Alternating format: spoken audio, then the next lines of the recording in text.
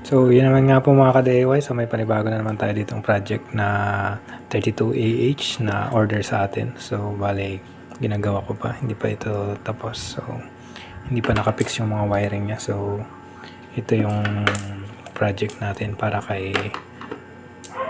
sa kaya kilala natin doon sa Ryutuba, Palawan. So, ang binuild natin is mayroong voltmeter dito and mayroong banana plug dito na dalawa and USB charger para sa mga cellphone, tablet, yan.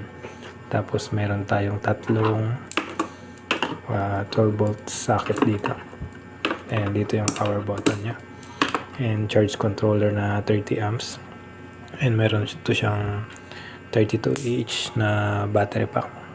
So BMS and active balancer doon sa ilalim. So bali hindi ko pa na-connect yung kanyang wiring.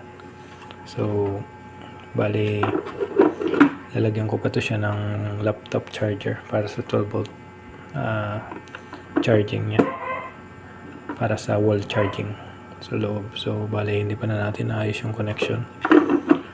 So meron siya ditong other input para sa extra battery para sa ating inverter, para kung mayroon tayong i-add na battery pwede natin ditong ilagay kapag lubat yung ating battery pack. Dito naman sa taas is mayroong lagayan ng solar panel. Dito yung connection ng para sa solar panel. So yan lang ang connection nya, napakasimple lang.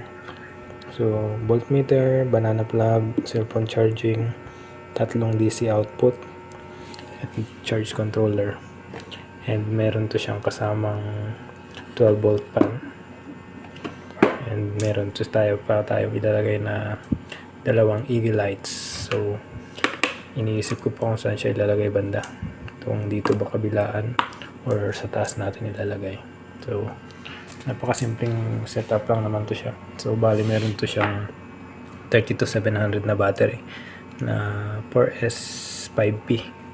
So 4 na series and 5 na parallel connection. So kada isang battery is merong 6.5 mAh.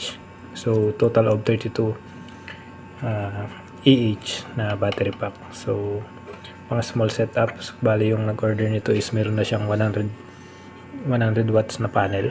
So tamang tama sa ating setup na to, kayang-kayang i-pull maghapon and pwede nang gamitin habang nagcha-charge sa solar panel and kaya pang i-pull maghapon.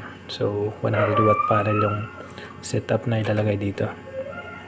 So dinesign lang natin yung 32Ah para dun sa solar panel nya para sa kung sakto. And yan yung connection natin ng BMS.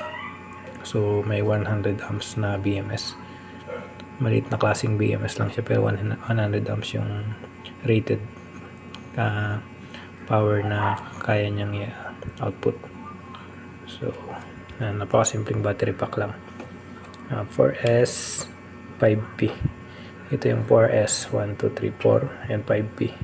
5 na parallel 1, 2, 3, 4, 5. Total of 32AH. So yan, napakasimpleng setup lang. So yun lang naman po mga ka-DIY. Next video natin para sa final setup nya.